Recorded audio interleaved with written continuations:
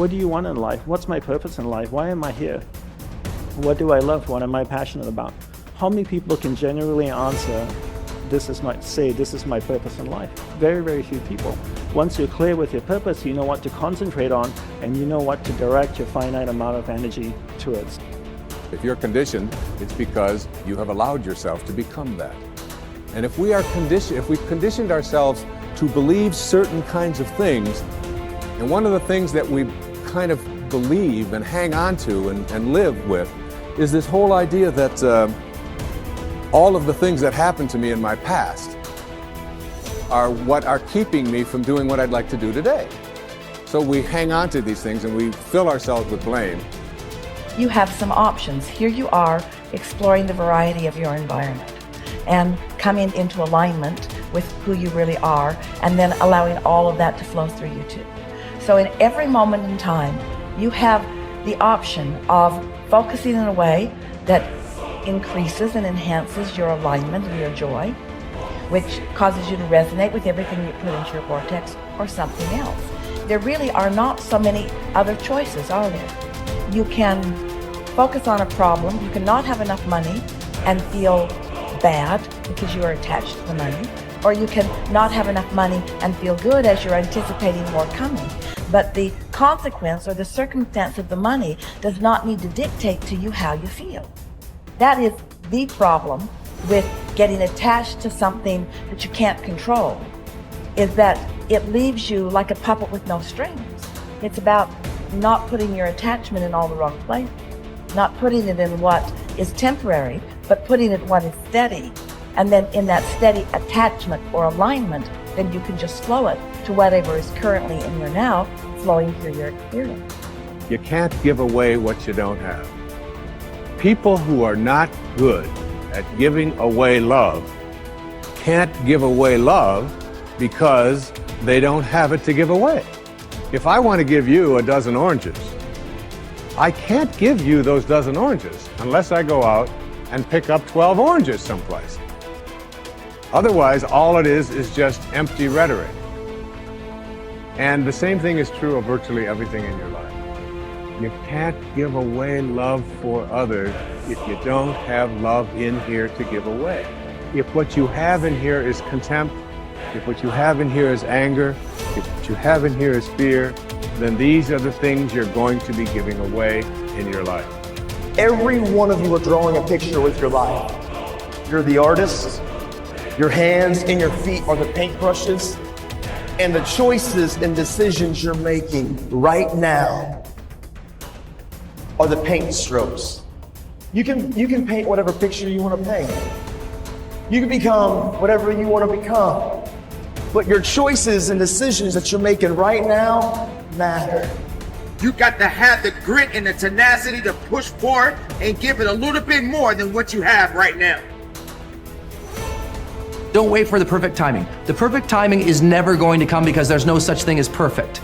There's never going to be a day where you wake up and you're like, this is the perfect day for me to finally change. All the things have lined up. My inbox is completely clear. I have nothing to do today. There's no distractions. The kids are finally perfectly on their own. Oh my gosh, my husband or wife is finally perfect on their own. Everybody is healthy around me. Everything is just perfect. The day is sunny and bright. And oh my gosh, look at all this gold that just happened to appear in front of me. It's not going to happen like that. You need to say, okay, there is never going to be a perfect time, so you need to set a D-Day. Literally, a day in which you say, that's the day. And then you need to marshal all of your motivation, all of your ability to learn and develop skills as fast as you can before that day. But when that day comes, that's D-Day. That's the day that you go. That's the day that you quit. And that has to be a real date for you. And you mark it on the calendar. That's the day you quit the thing. That's the day you walk out. That's the day that you leave that situation that is not healthy or satisfying or good for you or your soul or the people around you. That you have to have that date. It has to be scheduled or you'll never do it. You'll just keep saying, oh, one day things are gonna be, the people who say one day, they end up at the end with a collection of days that were so far from perfect that they're in a state of misery now. They never landed in the land of their dreams because they were always marching in something that was miserable to them. right? At some point, the only way that life changes is that you change your course. And don't wait for a perfect day. So what's your date? People who earn large incomes aren't lucky, and they're not crooks as those without money are so fond of pretending, nor are they endowed with more brains or talent necessarily than their friends and neighbors, nor are they privy to occult secrets, and only a very few were lucky enough to have had rich fathers or grandfathers. Most of the people earning the big incomes today started the same way you and I did, and most other people.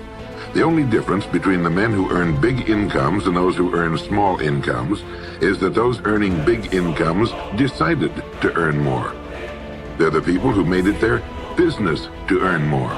You see, people do what they make up their minds to do. So get rid of the ancient superstition once and for all that people who earn big money are special people, are lucky, or get the breaks, or had money to begin with, or knew someone, or are smarter, or anything else. These are alibis. They can all be disproved 1,000 times. The reason there are so many of these alibis around is that men who fail to make the grade financially are seldom honest enough to just admit that they really didn't try and keep trying. So in order to justify their failure, in order to remain seated, they dream up and pass along these old alibis. We're all self-made, but only the successful will admit it. The commitments we make to ourselves and to others, and our integrity to those commitments, is the essence and clearest manifestation of our proactivity. It is also the essence of our growth through our human endowments of self-awareness and consciousness. We become conscious of areas of weakness, areas for improvement, areas of talent that could be developed, areas that need to be changed or eliminated from our lives. Then, as we recognize and use our imagination and independent will to act on that awareness, making promises, setting goals, and being true to them, we build the strength of character, the being that makes possible every other positive thing in our lives. It is here that we find two ways to put ourselves in control of our lives immediately. We can make a promise and keep it, or we can set a goal and work to achieve it. As we make and keep commitments, even small commitments, we begin to establish an inner integrity that gives us the awareness of self-control and the courage and strength to accept more of the responsibility for our own lives. By making and keeping promises to ourselves and others, little by little, our honor becomes greater than our mood. The power to make and keep commitments to ourselves is the essence of developing the basic habits of effectiveness. Knowledge, skill, and desire are all within our control. We can work on any one to improve the balance of the three. As the area of intersection becomes larger, we more deeply internalize the principles upon which the habits are based and create the strength of character to move us in a balanced way toward increasing effectiveness in our lives. Get stronger. You can develop the muscle. You can develop the courage muscle. You can develop the inspiration muscle. You can develop the dedication muscle. You can get stronger.